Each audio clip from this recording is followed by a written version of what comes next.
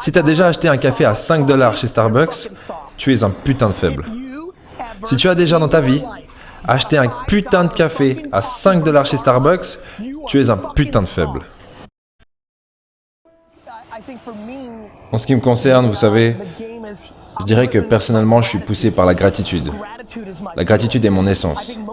Je pense que la plupart des gens font des burn-out parce qu'ils courent après l'argent. Ils cherchent le plaisir à court terme. Tu sais, quand le jeu lui-même et le process et la gratitude sont le mélange de votre essence, vous êtes inarrêtable. Et quand le but est d'obtenir une montre, ou d'acheter une nouvelle maison, ou encore d'acheter une nouvelle paire de Yeezy, vous êtes foutu. Et du coup, je vois beaucoup de gens courir après la gratification court terme. Genre, je veux avoir cette fille, je veux avoir ce mec, je veux avoir cet avion, je veux cette voiture. C'est juste pas maintenable. Mais quand t'es là, genre, je ne peux pas croire que je suis en vie. Merci infiniment. Et oh mon Dieu, je me réjouis de me lever et de me battre, et d'avancer, et d'essayer de gagner. J'aime le jeu. À ce moment-là, vous êtes instoppable. Je ne manque jamais d'énergie parce que ces deux éléments sont inépuisables. Le jeu sera toujours là, et la gratitude sera toujours là. Mais je suis comme tous les humains.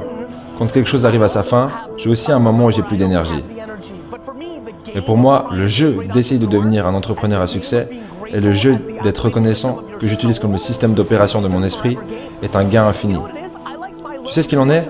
J'aime mes périodes de bas comme j'aime mes périodes de haut. J'aime perdre.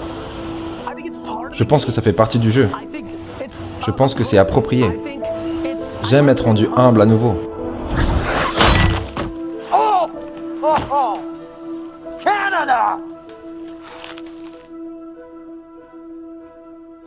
Parce qu'après coup, je suis hyper chaud. Par exemple, quand il y a un nouveau jeu que je trouve, comme Pickleball ou Smash, il y avait un jeu au collège en fait, auquel je jouais et j'étais là. J'adore le sentiment de me faire botter le cul, surtout au début, parce que j'aime m'améliorer.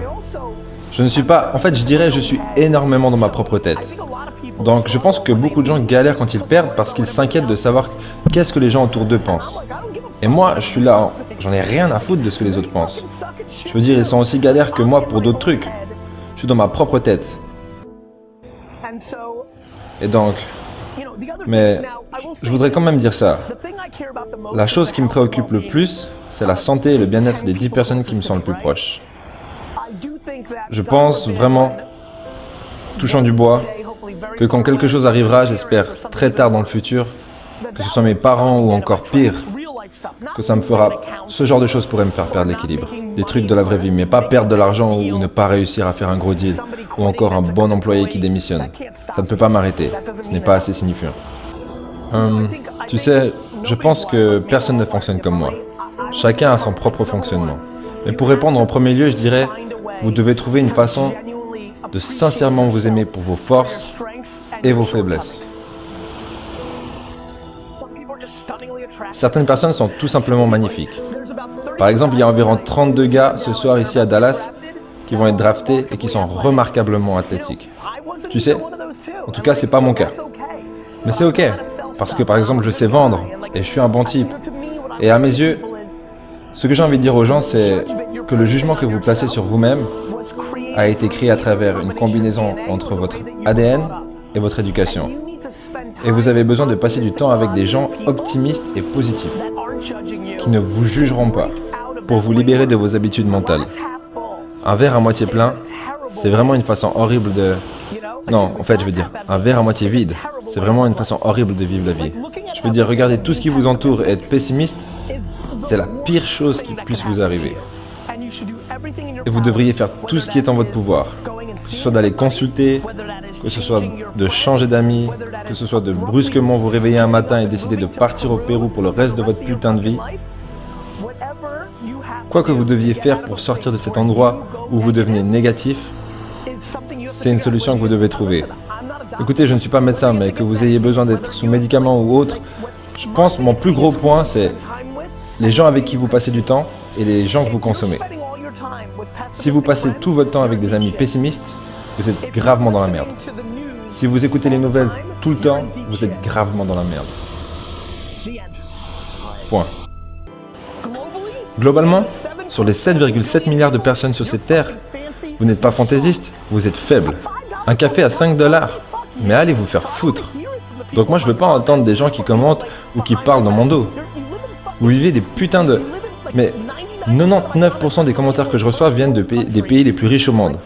Mais allez vous faire foutre. Quoi? Qu'est-ce qu'il y a? Les parents de ton meilleur ami lui ont acheté une BMW et pas toi? Espèce de petite merde fébrile. Je ne supporte pas ça. C'est totalement ridicule. Et ils sont là à être fâchés contre leurs amis parce que leurs parents ont payé le voyage à Coachella, mais pas eux, ils ont dû travailler pour ça. Mais putain, ils vont à Coachella.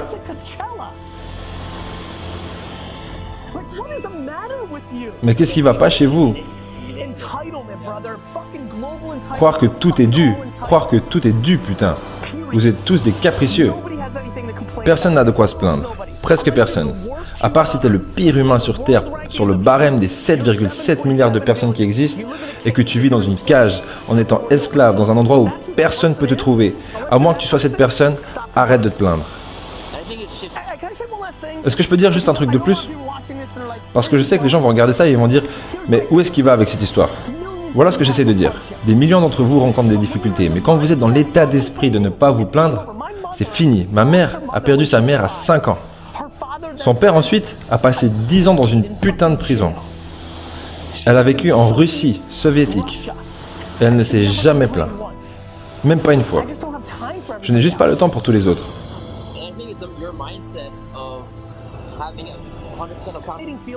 Ce que je pense, c'est que vous croyez que quelqu'un d'autre est responsable. Je sais pourquoi vous êtes vénère. Vous pensez que quelqu'un d'autre est responsable. Je comprends. Perso, je ne crois pas que qui que ce soit responsable. Ni mes parents, ni ma femme, ni le gouvernement, ni personne. Je suis responsable. C'est qu'une question d'humilité. Mais pour qui est-ce que tu te prends? Voilà. Tu sais pourquoi je travaille aussi dur? Parce que je suis humble. Parce que peu importe à quel point tout se passe bien maintenant et que les gens nous regardent en ce moment et tout ce qui se passe autour de nous, ça ne me fait jamais penser que je suis spécial. Je dois juste travailler encore plus dur demain que la veille. En tout cas, pas moi.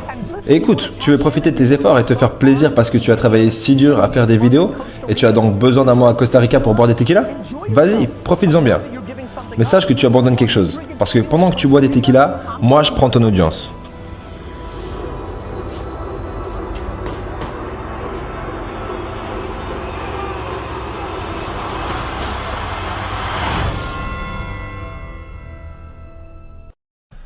C'était un jeune homme qui voulait gagner beaucoup d'argent.